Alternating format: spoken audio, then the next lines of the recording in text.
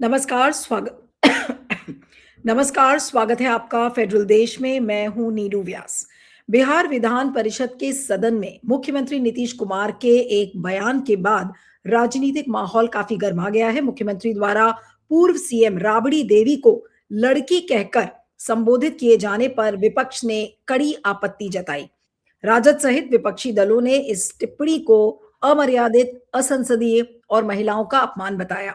सदन में ये टिप्पणी सामने आने के बाद तुरंत राजनीतिक प्रतिक्रियाएं शुरू हो गई और आरजेडी की नेता और राबड़ी देवी की बेटी रोहिणी आचार्य ने सोशल मीडिया पर मुख्यमंत्री के बयान की आलोचना की। उन्होंने कहा कि मुख्यमंत्री को संसदीय भाषा की मर्यादा बनाए रखनी चाहिए।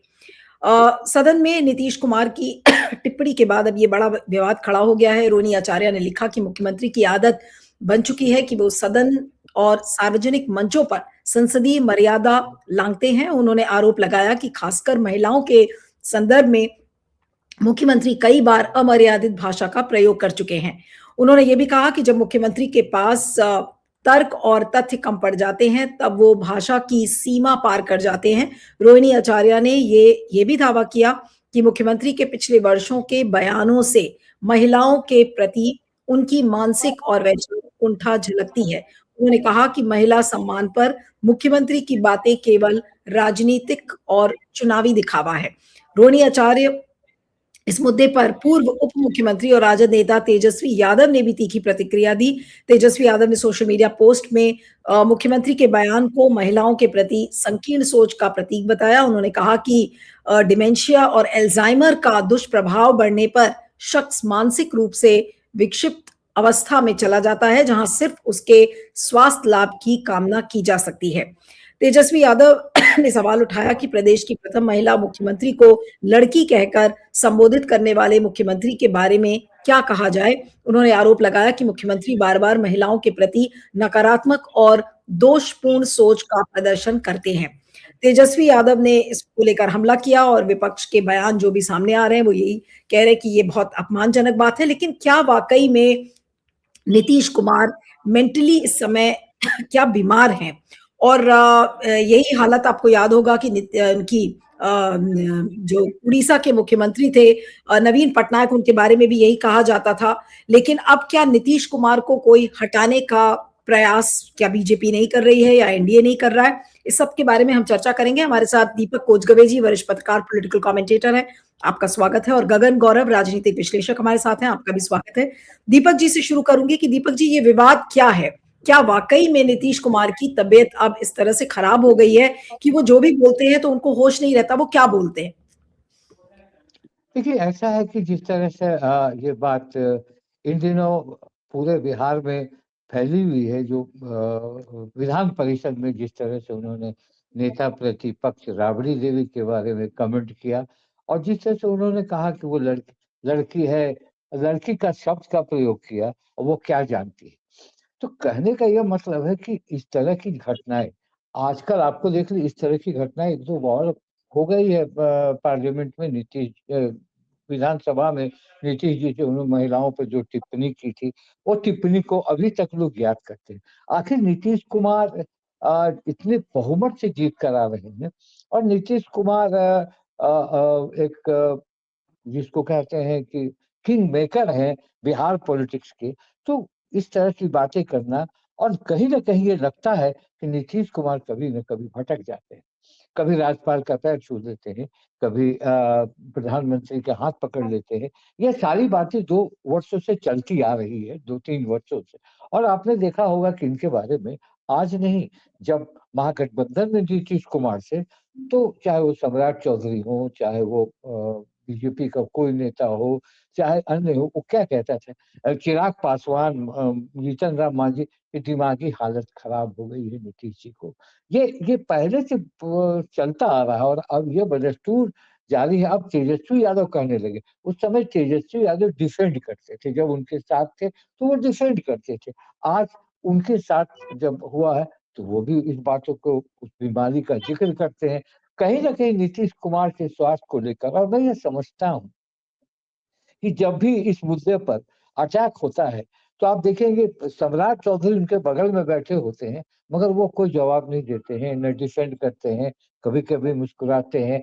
बीजेपी के नेता बहुत तरीके से खड़ा होकर हमलावर नहीं होते, जितना जेडीयू के लोग हमलावर होते हैं। तो कहीं न कहीं मुझे लगता है कि नीतीश कुमार एक अल्टरनेटिव खोज रहे होंगे या उनकी पार्टी खोज रही होगी। एक शरीर है, एक उम्र है, उम्र में आदमी बचपना हरकत भी करता है, ये मैं कहता हूँ, मानता हूँ। मगर इस बार-बार इस तरह से करने से कहीं न कहीं कुछ तो परेशानी नीतीश कुमार के शारीरिक रूप, मानसिक रूप में है और वो मानसिक रूप में है, वो अ, एकाएक कभी वो दौर आ जाता है, तो वो काम कर लेते हैं।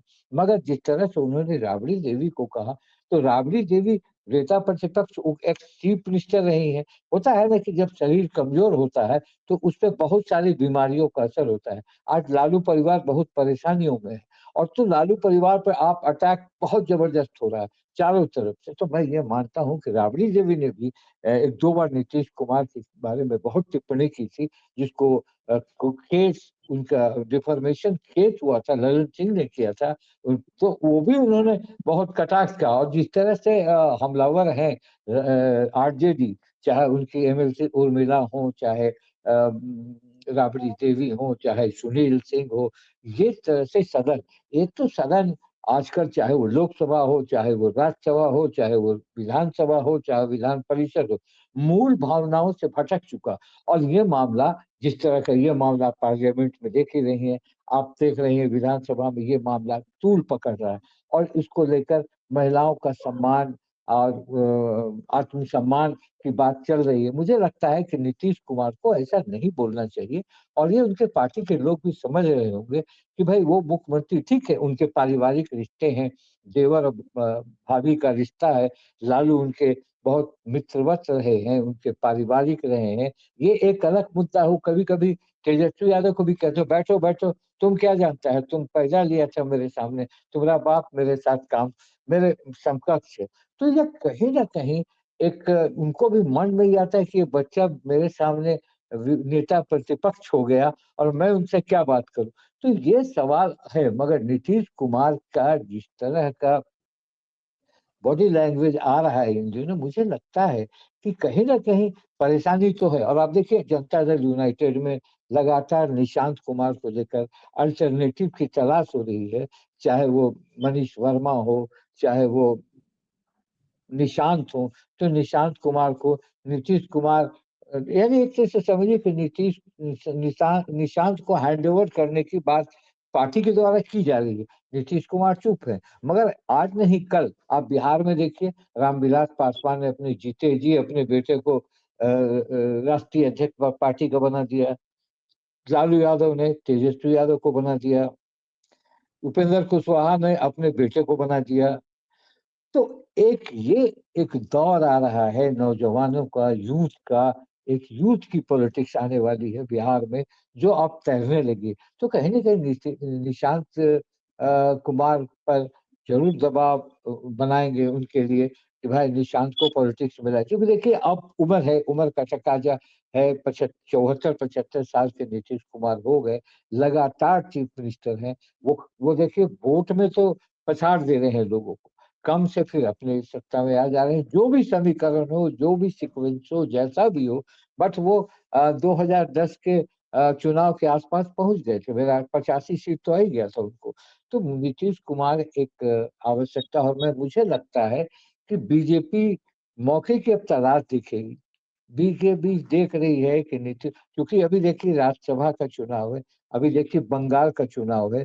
इस परिस्थिति में बीजेपी कुछ करने की स्थिति में अभी नहीं है, क्योंकि वो बीजेपी वहाँ भी बैसाखी पर है, हमलावर है अभी केंद्र सरकार में जिस तरह से आप देख ही रहे हैं पार्लियामेंट में जितना मसला चल रहा है, तो अभी कुछ नहीं करेंगे। मगर मैं जान रहा हूँ कि नीतीश कुमार को वो उन्होंने अपना अल्टरनेटिव पेश कर दिया है, नाम तो नहीं लूँगा, वो अल्टरनेटिव राष्ट्रीय स्तर का अध्यक्ष हुआ है और वो विधानसभा में 2 दिन पहले जाकर पूरा उनका स्वागत हुआ है। तो नीतीश का अल्टरनेटिव बीजेपी ने अपना तैयार कर लिया है और जहाँ तक नीतीश की भाषा का सवाल है और ये जो मसला है, ये जो तूल पकड़ चुका है, ये तूल देखिए चूँकि जब आपके पास शक्ति नहीं हो, आप चारों तरफ से घिरे हों, तो you cannot counter the things properly with full Deepak heart. जी एक सवाल ये तो भी है, दीपक जी एक सवाल ये भी है कि बीजेपी इन घटनाक्रमों को कैसे देख रही है? क्या नीतीश कुमार की जो हालत है वो क्या बीजेपी से छुपी हुई है? बीजेपी इस पर किस तरीके से देख रही होगी इन चीजों को?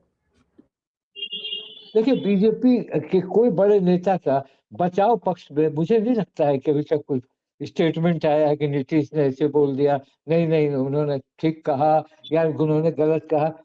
हमको एक नई रणनीति, आप विधानसभा की जब प्रोसीडिंग देखेंगे, तो जैसे तेजस्वी यादव खड़े होते हैं, नीतीश कुमार कहते हैं अभी तुम, तब तक सम्राट चौधरी कहते हैं, यानी इशारा करते हैं तेजस्वी यादव को कि तुम छोटे हो, तो वो ऐसे इशारा करते हैं। जब हमला होता है तो आजकल आप देख लेंगे, न सम्राट बोल रहे हैं, न विजय सिन्हा बोल रहे हैं, न दिलीप जायसवाल बोल रहे हैं। वो एक रणनीति के तहत अपनी पार्टी को बिहार में एक मजबूती देने के लिए आपने देख लिया कि उन्होंने संकेत दे दिया कि my alternative is ready. And मैं नाम तो नहीं लूँगा, अल्टरनेटिव के तौर पर अगर मैं मानूँ तो नितिन नवीन को ज़रूर अल्टरनेटिव मान लिया है बीजेपी ने बिहार के लिए। और इस तरह से जो हमले हो रहे हैं नीतीश कुमार के वक्तव्यों पर, उसका बीजेपी को मुझे नहीं लगता है कोई लेना-देना है। वो चाहती है कि मामला और जी, बढ़ता ठीक जाए, है। बढ़ता जाए। हाँ, ठीक है, तो आप ये कह रहे हैं कि बीजेपी इस चीज को अलाउ करेगी कि और बढ़े और फिर अंत में आके एक ऐसी सिचुएशन आ जाए ऑब्वियसली, जहां पर ऑब्वियसली नीतीश अभी कुमार से ओके। गगन आप इन चीजों को कैसे देखते हैं? राबड़ी देवी को लड़की कहना, तेजस्वी यादव को बच्चा कहना, ये क्या उनकी कुछ हालत ठीक नहीं है इस वजह से वो ये बोलते हुए नजर आ रहे हैं, या फिर जानबूझकर उनकी बातों को तोड़ा मरोड़ा जा रहा है? कुछ ऐसा भी है मामला? नहीं देखिए, यह संसदीय मर्यादा का पालन तो नहीं लगता है। अगर इस तरह के टर्म का प्रयोग अगर आप संसदीय मर्यादा में करते हैं, तो कहीं न कहीं यह आलोचना का विषय है, यह समीक्षा का विषय है।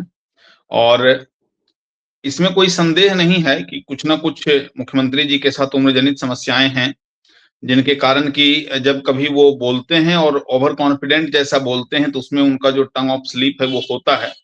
तो कहीं न कहीं, और ये 1-2 बार नहीं हुआ है, अगर इसका बार-बार रिपिटिशन हो रहा है, तो कहीं न कहीं समस्या है। लेकिन जो बिहार के राजनीतिक हालात हैं, और उसकी एक देन है कि एन-कैन प्रकारेण वो भी मुख्यमंत्री रहेंगे जब तक उनकी इच्छा है। कम लग रहा है इस टर्म को, तो अगर वो स्वस्थ रहेंगे और सब कुछ ठीक-ठाक रहा, तो वो चलाना चाहेंगे या वो चला रहे हैं। देखिए, बिहार की जो राजनीति की अभी परिस्थिति है ना, कि बिहार में फैक्ट यही है, भले ही वर्तमान में जदयू जितना दिख जाए, अब बिहार में सिंगल पार्टी दिख रही है, बीजेपी, जो कि बिहार की राजनीति में मतलब बीजेपी सब दिन 3 नंबर की पार्टी थी। लेकिन अभी का जो परिस्थिति है, और इस चुनाव ने इसको और पुष्ट किया।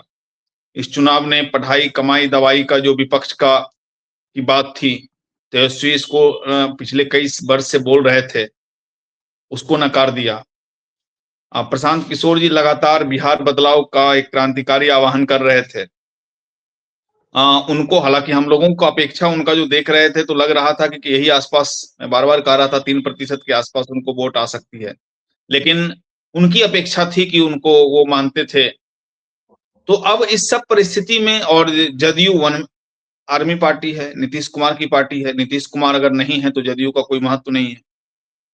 तो ऐसी परिस्थिति में अगर तेजस्वी जी पारिवारिक विवाद में इस कदर उलझ गए, पार्टी जिस तरह से राजद बिखरती हुई दिख रही है, प्रशांत किशोर ठीक है, अगर संघर्ष करेंगे तो आगे चल के उनको रास्ता कोई ना कोई तो विपक्ष बनेगा।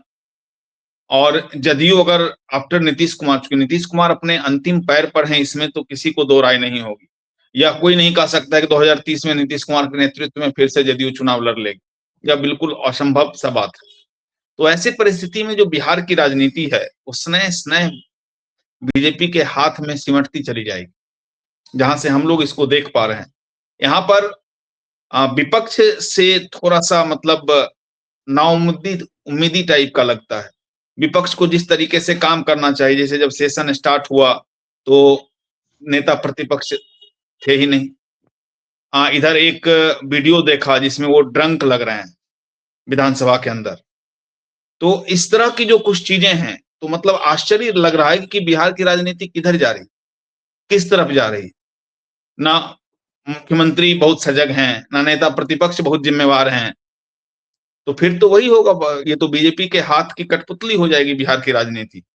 प्रशांत किशोर मेहनत हो सकता है कर रहे हो, अभी ताजा तो उनका बहुत अपडेट नहीं मिल रहा है, लेकिन अगर करेंगे भी तो फिर तो बहुत कुछ नहीं दिखता है। हमको तो ये दिख रहा है अगर ये सब कुछ इस प्रकार चलता रहा तो जो कभी नहीं हुआ वो 2030 में होगा। बीजेपी यहाँ पर सबसे बड़ी पार्टी बनकर उभरेगी। सबसे बड़ी पार्टी तो इस बार भी बन गई है, लेकिन मे बी ये मेजोरिटी में आ जाए। 90-91 सीट है, बहुत ज्यादा दूर है नहीं। और जदयू अगर समाप्त होगी तो जदयू के आधे लोग उधर चले जाएंगे, आधे के 2/3 लोग इधर चले जाएंगे, इसमें भी कोई दो राय नहीं। तो राजद को इस बात को राज्यव्यापी बनाना चाहिए। राजद को सिर्फ प्रतीकात्मक तौर पर इसका विरोध नहीं करना चाहिए। हर पंचायत लेवल पर, हर ब्लॉक लेवल पर अगर राजद सच में खुद को जिंदा रखना चाहती है, वो परिवार अभी खुद में बहुत परेशान। अभी तेज प्रताप जी पर फिर एक विवाद अनुष्का को लेकर के फिर इधर उठ खड़ा हुआ है। तो जिस तरह से बिखरा हुआ है पार्टी, परिवार जिस तरह से बिखरा हुआ है, वैसे में तेजस्वी क्या कर पाएंगे यह देखना लाजमी है। या राजद पर को यह भी एक्सपेरिमेंट करना चाहिए कि अगर ये भाई लोग नहीं चले तो क्या रोहिणी आचार्य को या किसी और को एक बार लीडरशिप दे करके कुछ प्रयोग करने चाहिए क्या। ये जरूर सोचना चाहिए राजद को। अगर एक प्रयोग आपका कि 2 बार, पिछली बार, इस बार तो खैर हम उनको कंपटीशन में नहीं मान रहे थे, चुनाव के दौरान आपको भी बोल रहे थे, लेकिन 2020 के चुनाव में वो क्लोज थे और 2020 का चुनाव उन्होंने अपने ओवर कॉन्फिडेंट होने के कारण लूज किया है। तो ऐसे परिस्थिति में क्या होनी चाहिए? क्या राजद को अपने सांगठनिक फेरबदल, परिवार से बाहर कोई नेता ढूंढना चाहिए? यह सब भी सोचने का विषय है। कहीं ना कहीं जो राजद के प्रति लोगों का रुझान नहीं बन रहा है, उसका एक बहुत बड़ा कारण यह भी है कि परिवार की पार्टी है। तो क्या लालू परिवार के अलावा पूरे राष्ट्रीय जनता दल में कोई जिम्मेवार आदमी नहीं है, कोई कर्मठ आदमी नहीं है जिसको कि उसका नेतृत्व दिया जा सके? जहां की लोगों का आशा जगे, जहां हर लोगों की आस्था हो, जहां एक बार पूरे बिहार के लोग आशा भरी निगाहों से देख सके, ये समय है बनने का। और याद रखिए, जदयू समाप्त होगी तो राजद भी समाप्त होगी। जो परिस्थिति बिहार की चल रही है ना, तो फिर इस परिस्थिति, बिहार की जनता को इस परिस्थिति में अगर आप एक सिंगल पार्टी के हैंड ओवर कर देंगे तो ये तो बिल्कुल लोकतंत्र के लिए अच्छी बात नहीं है। और नीतीश जी को तो चलिए उम्र जनित समस्या है, लेकिन राजद को तो पार्टी के अंदर समस्या है। और तेजस्वी जी यंग हैं और थोड़ा सा दिल बड़ा करना चाहिए। अगर उनके नेतृत्व पर सहमति नहीं बन रही है तो पार्टी के बाहर भी विचार करना चाहिए। आपने एक इंपॉर्टेंट बात कही गगन, आपने कहा कि राजद के लिए पार्टी के अंदर से समस्या है और जेडीयू के सामने भी समस्या है कि कहीं बीजेपी उसको निगल ना जाए। तो क्या आप बिहार में एक ऐसा सिनारियो देख रहे हैं जहां पर जो क्षेत्रीय दल हैं उनके लिए अब प्रॉब्लम हो रही है? अब केवल और केवल बीजेपी का एक छत्र राज रहेगा, बिहार उसकी तरफ बढ़ चुका है। बिल्कुल, बिहार में क्षेत्रीय दल क्या, सिंगल पार्टी का सिचुएशन आ रहा है। कांग्रेस से भी बीच में बहुत आशाएं थी और हम बार बार बोल भी रहे थे कि चुनाव में कुछ होना नहीं है, कांग्रेस को पूरे बिहार में लड़ना चाहिए। कम से कम 2030 के लिए, 29 के लिए कांग्रेस खड़ी हो जाती। तो अगर क्षेत्रीय दल डाउन होंगे, अगर भाजपा बढ़ेगी तो पैरेलली कांग्रेस बढ़ सकती थी। लेकिन पता नहीं कांग्रेस के नेताओं को क्या उसमें समझ में आया, नहीं आया, क्या उनका कैलकुलेशन था।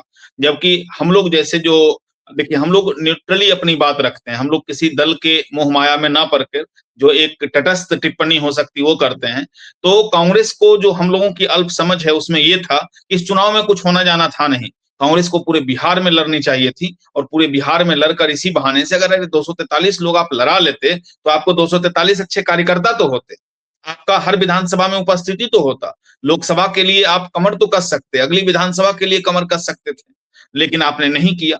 तो क्या उनके रणनीतिकार सोचते हैं, नहीं सोचते हैं? कुल मिलाकर के राजद ने, कांग्रेस ने मिल करके बिहार को भाजपा की ओर ढकेल दिया। ये थोड़ा हार्ड टिप्पणी है, लेकिन फैक्ट है। राजद को अपने नेतृत्व में बदलाव करना चाहिए और अगर बिहार के लोग उनके लालू परिवार के नेतृत्व को नहीं स्वीकार कर पा रहे हैं तो लालू जी को भी चाहिए कि वो परिवार के बाहर, अब्दुल बारी सिद्दीकी हैं, बहुत बड़े नेता हैं, और भी बहुत सारे लोग हैं राजद में, बहुत कर्मठ लोग हैं, बहुत ज्ञानी लोग हैं, सुनील जी हैं, हर समय अभी बिल्कुल वफादार दिखते हैं उस परिवार के लिए। आप उन लोगों के साथ आगे बढ़ सकते हैं। बहुत सारे हैं, ऐसा नहीं राजद में नेताओं की कमी नहीं, दर्जन भर योग्य लोग हैं। आप एक बार ट्राई तो करिए, किसी और को भी आगे बढ़ा करके, हो सकता है लोगों का रुझान आपकी ओर आ जाए। दीपक जी, इस पूरी स्थिति को आप कैसे देखते हैं? अब अंतिम राउंड ऑफ कमेंट्स के लिए आ रही हूँ। आप अब ये होगा क्या अंत में? क्या नॉर्मली होता है कि कोई कॉन्स्टिट्यूशनल पोस्ट पर अगर कोई मुख्यमंत्री अगर इस तरीके से उसकी तबीयत खराब हो जाती है तो वो अपना उत्तराधिकारी या तो चुनता है, वो बोलता है कि भाई ये पर्सन होगा। डॉक्टर से एक रिपोर्ट आती है कि भाई ठीक है, वो मेंटली फिट नहीं है, अब वो अपनी कुर्सी छोड़ रहे हैं और किसी और को वो अपनी पोस्ट देंगे। उनका बेटा हो या कोई भी जेडीयू का नेता हो, ये भी हो सकता है। लेकिन ये चीज कब होती हुई आप देख रहे हैं, या फिर आप ये होती हुई नहीं देख रहे हैं? जी दीपक जी। आप सॉरी, जी जी, देखिए हाँ जिस तरह बोलिए। से आपने बात की नीतीश कुमार के बारे में, और जिस तरह से आपने कहा कि नीतीश कुमार की स्थिति जो है, वो क्या लगता है बिहार की पॉलिटिक्स में, क्या नीतीश कुमार को छोड़ देंगे या नीतीश कुमार पे बीजेपी हावी हो जाएगी? ये अभी सवाल नहीं है। देखिए नीतीश कुमार एक ऐसे सेंटर है, आप देखिए लोग कहते हैं कि वो मानसिक बीमार है, मगर जिस तरह से वो दौरा कर रहे हैं, जिस तरह से वो परियोजनाओं को देख रहे हैं, रोज कहीं पहुंच जा रहे हैं, ये एग्रेशन जो दिखा रहे हैं, तो कहीं न कहीं दिखता है कि शारीरिक रूप से वो तो मजबूत है, मानसिक रूप में कहीं न कहीं भटकाव है, क्या है, वो मसला अलग है। मगर ड्राइविंग सीट पर अभी मैं बता रहा हूँ कि आने वाले दिनों में देखिए नीतीश कुमार के सामने जितने लोगों ने कहा कि रबर स्टाम्प है, मैं एक डिबेट में बैठा था, तो रबर स्टाम्प मैं नहीं माना, मैंने कहा नहीं, रिमोट रिमोट उनके बीजेपी के हाथ में, मैं नहीं मानता कि बिहार में रिमोट बीजेपी के हाथ में। बिहार में रिमोट सीधे-सीधे नीतीश कुमार के हाथ में है। नीतीश कुमार जिस तरह की ब्यूरोक्रेसी लगाते हैं, जिस तरह उनका चीफ सेक्रेटरी है, जिस तरह उनका डीजी है, जिस तरह से हर एक डिपार्टमेंट के में नीतीश कुमार के समान प्रशासन का पूरा वो तौल कर रखते हैं, बीजेपी चुप होती है, बीजेपी कुछ कर नहीं सकती है। और आपने देखा कि इन दिनों लगातार क्राइम बढ़ा, होम मिनिस्ट्री नीतीश कुमार से गया और क्राइम बढ़ाने की बात बढ़ा है काफ़ी। तो ये नीतीश कुमार भी मन-मन मुस्कुराते होंगे कि आपने तो ले लिया है, मगर देखिए फिर लौट के मुझे ही देना पड़ेगा। मगर ये सवाल है कि अब राजद क्या करेगा? राजद बुरी तरह उलझी हुई है लालू की परिवार। अभी देखिए लारा और मनी लॉन्ड्रिंग केस का आज फैसला सुरक्षित हो गया। आपने देखा 3 मार्च को लैंड फॉर जॉब का मसला बहुत इम्पोर्टेंट मसला है। तो कहीं न कहीं लालू का परिवार फँस गया। तेज प्रताप एक अलग स्टंट में बने हुए हैं और अलग एक प्रकरण आ गया है। रोहिणी कुछ अलग बोल रही है, लालू चुपचाप पड़े हुए हैं। तो कहीं न कहीं आरजेडी में मैं नारायण की बातों से सहमति रखता हूँ कि अब एक नई लीडरशिप में लाना चाहिए और इसको अपने परिवार से बाहर लाना चाहिए। उनके पास है बहुत नेता, जैसे अब्दुल बारी सिद्दीकी हैं, बहुत सारे बड़े-बड़े नेता हैं। तो आपको लालू अब दिन भर आप केस मुकदमे में उलझे रहेंगे, तो आप बोल्डली बोल भी नहीं पाएँगे। अगर देखते हैं कि अगर आप बोल्डली बोल देंगे, कोई गलत निर्णय ना आ जाए, तो ये देखिए तेजस्वी यादव आजकल वो एग्रेशन नहीं दिखाते हैं। जो नीतीश कुमार बोलते हैं कि चुप रहो, बैठो, तो वो मुस्कुरा कर चुपचाप बैठ जाते हैं। तो मुझे नहीं लगता है कि वो एग्रेशन है। और अभी प्रशांत किशोर चाहे अन्य पार्टियां हैं, वो उस स्टेज में नहीं है कि they can counter Nitish Kumar and the BJP allies, है ही नहीं। तो आराम से चला रहे हैं ये सरकार, सदन में जो बोलना है वो बोल रहे हैं। कांग्रेस का की बात अभी आपने की, कांग्रेस ने अभी अकेले लड़ने का मन बनाया। ऐसा लगता है कि जिस तरह से कांग्रेस के की गतिविधियां बढ़ रही हैं, तो वो अकेले लड़ आपने कहा कि अकेले लड़ना चाहिए था, तो कांग्रेस ने 2010 में अकेले लड़के देख लिया था कि उन्हें 4 सीट आया था, और अगर साथ मिलकर भी देख लिया, उनके 6 ही सीट आए। कांग्रेस की स्थिति बहुत खराब है नारंग जी यहाँ। और मैंने कांग्रेस को 40 वर्षों से देखा है, उनका रिपोर्टिंग की है, उनके बड़े-बड़े लोगों से मिला हूँ, जानता हूँ। कांग्रेस अभी उस एग्रेशन में नहीं है। कांग्रेस में एक खेमा वहाँ भी बना हुआ है। तो अब राहुल गांधी का पार्लियामेंट में क्या होता है, ये सारी बातों को लेकर कांग्रेस उलझी हुई है। और मुझे लगता है कि कर्नाटका में मैं तो अभी बैंगलोर में हूँ, कल लौटूँगा यहाँ से। कर्नाटका में भी कांग्रेस स्थिति को नहीं सँभाल पा रही है।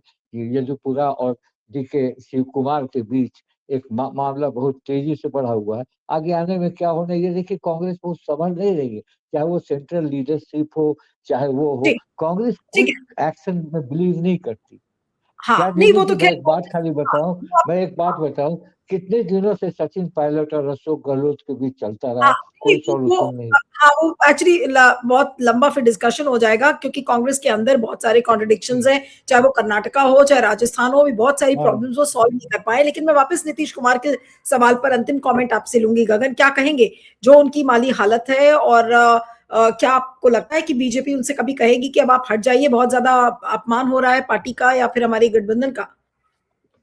नहीं, ये संभव नहीं है। नीतीश कुमार कब हटेंगे ये नीतीश कुमार ही तय करेंगे। ये बिल्कुल फैक्ट है, तो ये बिल्कुल मुझे नहीं लगता है कि ऐसा कुछ भाजपा इस स्थिति में है कि ऐसा कुछ भाजपा कह पाएगी। जी।